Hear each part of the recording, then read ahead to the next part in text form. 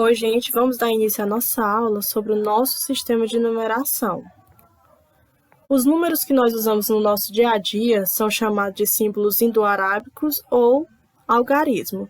Esse sistema é chamado de sistema de numeração decimal. Por quê? Porque ele é formado por conjuntos, grupos de 10 números, que são 0, 1, 2, 3, 4, 5, 6, 7, 8 e 9. Como é que se forma essa sequência dos números naturais? Elas são iniciadas pelo 0, e esse número ele vai ser somado com uma unidade que vai formar o número seguinte. Por exemplo, o número inicial é 0, e eu vou somar com uma unidade. 0 mais 1 igual a 1. Agora eu quero saber o número seguinte, que vem depois do número 1. Então, eu vou ter que somar esse 1 com 1 e eu vou obter o 2. O que vem depois do 2? Eu tenho que somar esse 2 com 1 e eu vou obter o número 3. E assim acontece com todos os outros números. Existem algumas características importantes do nosso sistema de numeração, que com apenas esses 10 algarismos, esses 10 números, a gente pode formar qualquer número existente, ou seja, uma infinidade de números, porque o sistema de numeração decimal ele é infinito. O sistema decimal é posicional, já que dependendo da posição que o número ocupa, ele pode apresentar valores diferentes. O que isso significa? Aqui eu tenho o número 234 e tenho 423. Os dois são formados por 3 algarismos, e os 3 algarismos são os mesmos, só que estão mudados a posição. Por exemplo, pegando aqui o número 4, ele está na posição final, na posição das unidades. Já no número 423, ele está na posição de centena. O sistema decimal ele é multiplicativo. Vamos ver aqui. Decompondo o número 534, a gente tem o quê? 500 mais 30 mais 4. Esse 500 ele é a mesma coisa que 5 vezes 100, ou seja, 5 centenas. O 30 ele é a mesma coisa que 3 vezes 10, ou seja, 3 dezenas.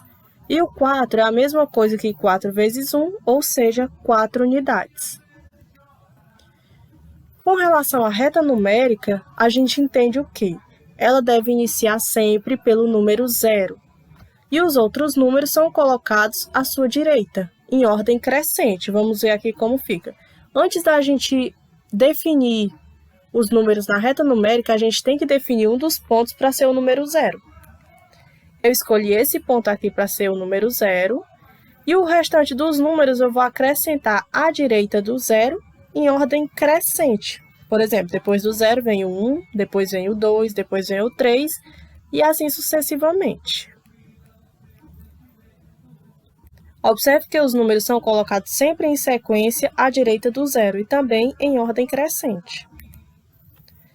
Para comparar ou ordenar os números, a gente vai ter que utilizar 2 números. E a gente vai utilizar também, entre esses 2 números, os símbolos menor que e maior que. Para a gente ter mais facilidade para fazer isso, a gente tem que observar uma coisa.